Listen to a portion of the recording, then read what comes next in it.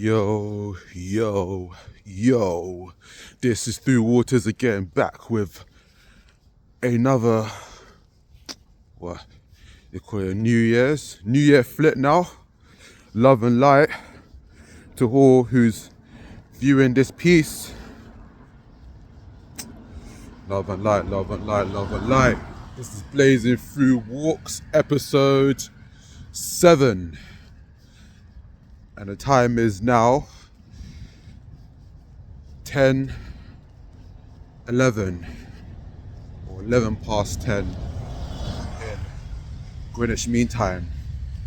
But yes, Happy New Year, Happy New Year. I reckon 2025 is going to get wild.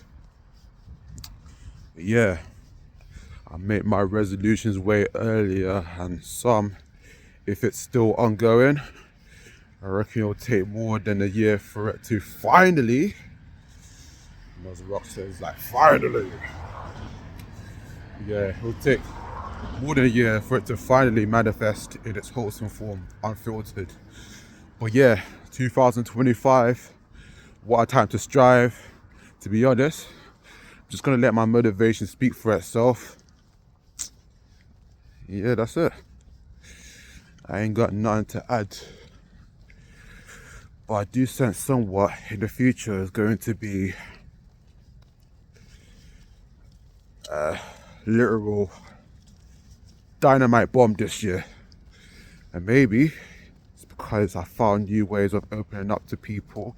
The more I understand about life and social media life too, because yeah, technology is obviously advanced for us to have a second life on there, but not to override with the life, a well-known powerful source that has been given unto us.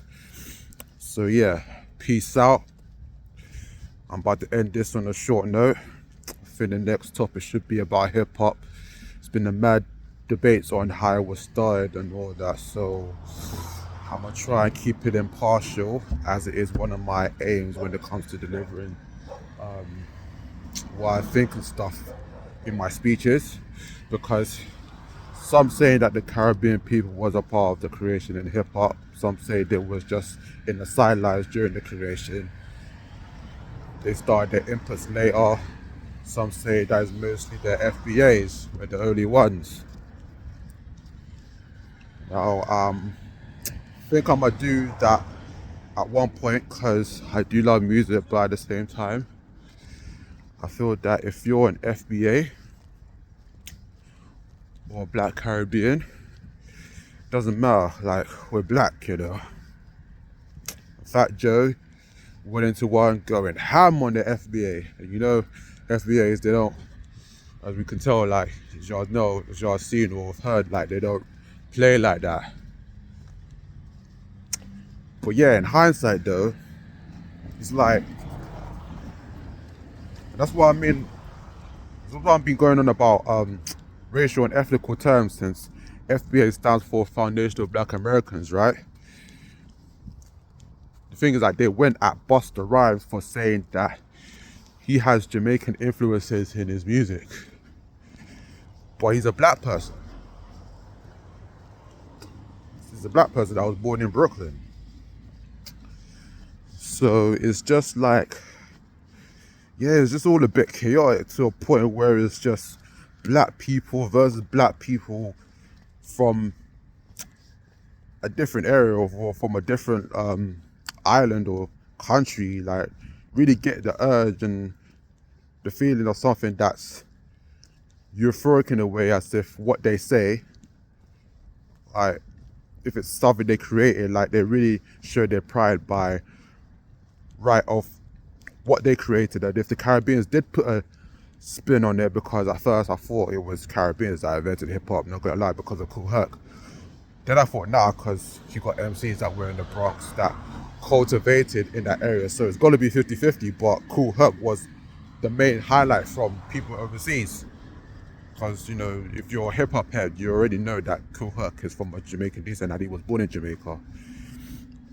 So yeah, like, from this whole FBA versus Caribbeans debate, I heard like so many names of artists in the 70s I never even heard of.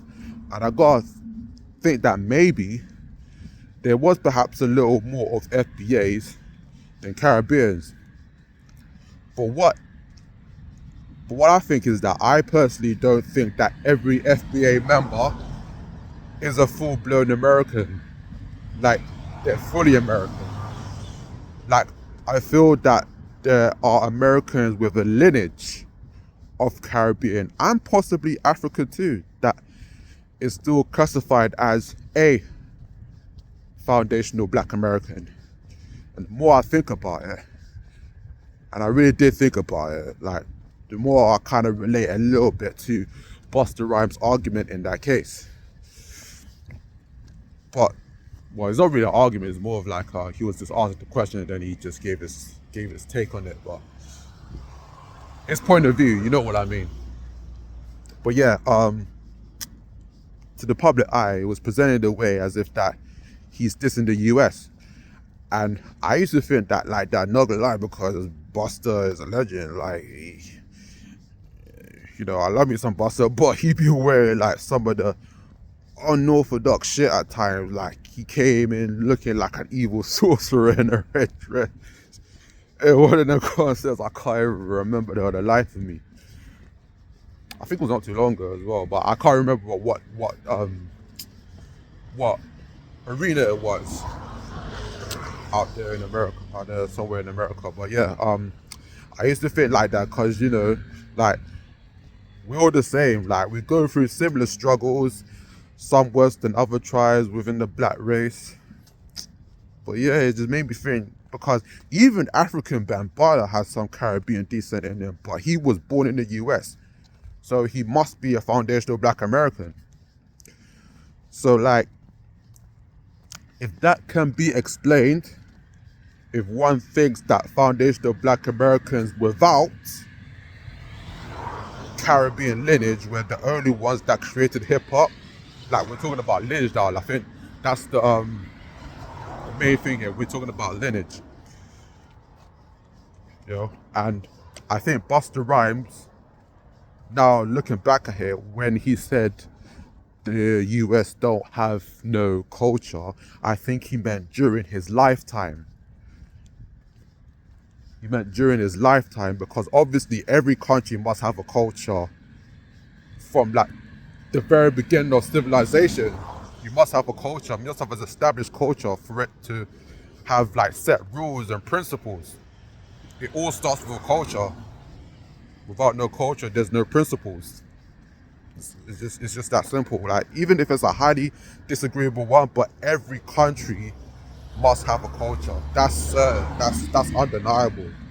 So what I think Busta Rhymes meant was, there's no set culture in his lifetime, because the US is multicultural. Just like I can say that there's no set culture here in the UK, because the UK has given carte blanche already to many outsiders to come here, and it's already been multicultural.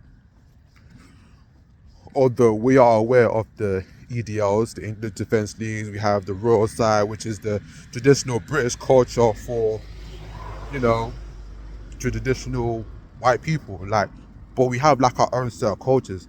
Now, we got Fat Joe, who is Puerto Rican, who was also born in the Bronx.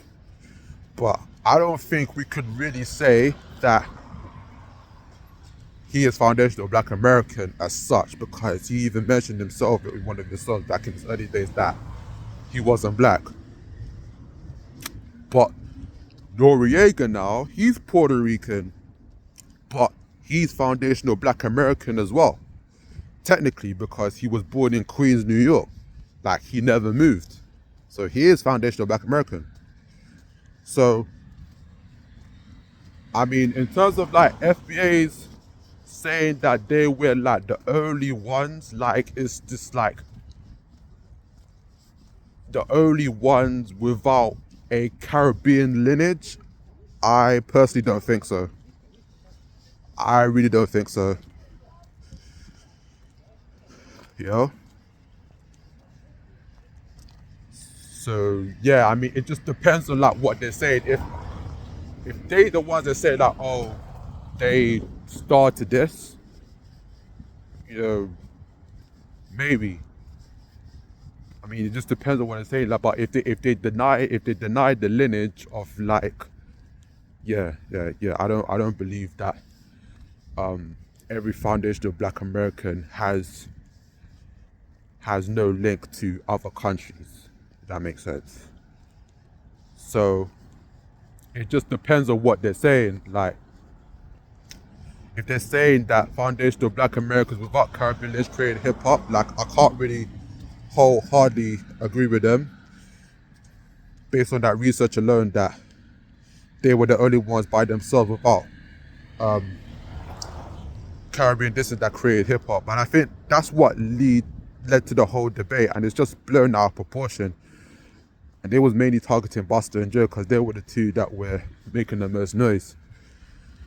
So yeah, see, I was gonna end up talking about it there, and that's end up talking. But yeah, I feel like if you're from a descent that is somewhere else, that is born in a place of where a craft is first started, is most certain, whether it's little or not, that they're going to be influenced by something from their forefathers, unless the person from that descent was never really there for them. But I don't think every artist has had that misfortune and is not keeping up with their parents or their ancestors, you know what I'm saying? Like parents, grandparents, or whatever, ancestors.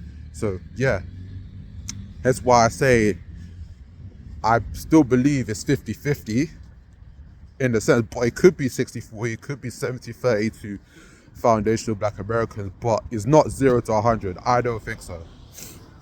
I really don't think so. But anyways, let me go. I might have to think of another topic now, but salute. You lot have a blessed holiday coming up ahead. Oh yeah, and stay tuned for that release titled After Effects. Should be released hopefully anytime after next week.